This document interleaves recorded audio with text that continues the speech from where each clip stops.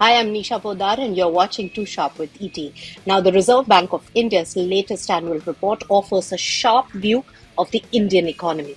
We'll tell you about five key gains as well as five key risks mentioned in the report.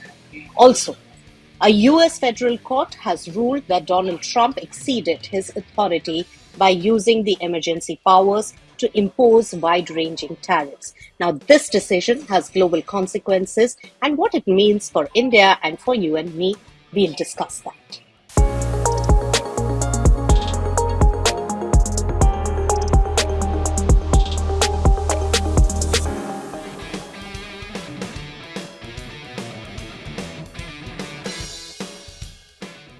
Let's begin with RBI's annual report, five key gains as well as five key risk factors for the Indian economy. Well, the Reserve Bank of India's latest annual report offers a sharp view of the Indian economy. In terms of the five key risks and gains, well, the gains, first one, the fastest growth amongst major economies. That's a big one because India's GDP grew 7.6% in the year 2023 and 24. It outpaced China as well as the US. Growth was also driven, remember, by manufacturing, construction, and public capex. The second important point is inflation. That moderates and monsoon relief expected as retail inflation eased to 5.4% from 6.7% a year ago. So the RBI really expects, with this kind of a data and expectation, above normal monsoons to really cool the food prices and also ease inflation pressures further. Third one is also important. RBI books record income, boosts the fiscal cushion. The net income surged 27.3%, remember, to 2.69 lakh crore rupees, mainly on the forex gains. Now, this also allows for a higher dividend to the center, which ultimately the markets thought was below their expectation, but still a big chunk. Fourth is banks strengthen. NPAs hit a decade lows because the gross NPAs fell to 2.8%, credit grew 16.3%, and public banks also reported record profits of 1.4 lakh crore rupees. So bank health looks good. Digital and external buffers also improve for the economy, with UPI crossing 200 lakh crore rupees in the transaction value, while the forex reserves reached an all-time high for Indian economy at $651.5 billion. Let's now focus on the key risks. First one is the food inflation. It's still biting, it's still high. Despite easing overall inflation, well, the food inflation remained at an average of 7.7%. Now, prices spike in cereals, pulses, and vegetables, and they continue to affect the households and pinch the household budgets. The second one is the rural consumption and also incomes being weak for the households. So the private consumption growth showed to 4% slowed down, and rural wages also growth remained flat.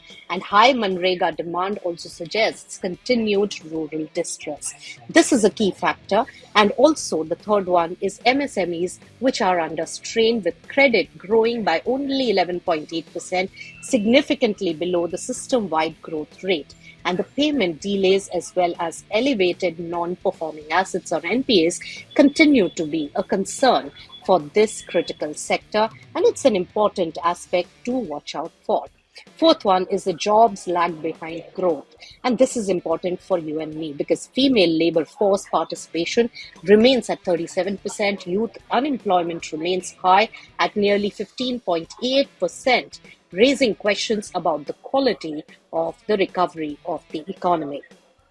The fifth important point for key risk is the state finances are vulnerable. State revenue deficits increased to 2.7% of the GDP. Several states breach the fiscal targets and also remain heavily dependent on the central transfers.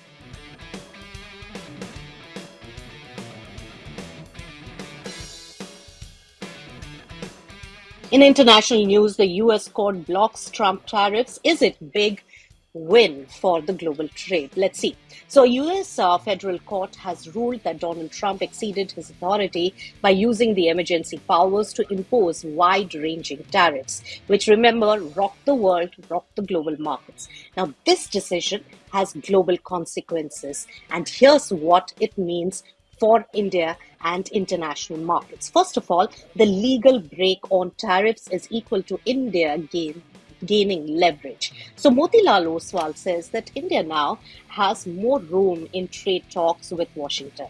With Trump's 26% reciprocal tariff threat now legally shaky in the US courts, well, India can now push probably for deeper tariff cuts on non-sensitive sectors. Second, the sectors like pharma as well as textile may benefit from this as US-China trade shifts enter legal gray zones, and India is positioned as a de-risking hub. So pharma as well as textile exporters stand to gain from the global supply chain diversification. The third important factor to note here, and which could be a big consequence of the US court ruling, is that markets cheer this clarity. Nifty as well as Sensex climbed on this particular news that has given some relief to volatility. Asian markets also rallied, with investors welcoming the reduced trade uncertainty. While we look at commodities, they also react. So gold drops, oil climbs. Gold prices dropped 0.7%, while crude oil rose over 1.2%, reflecting a global shift back to risk assets. And oil prices going up is not a good news for India.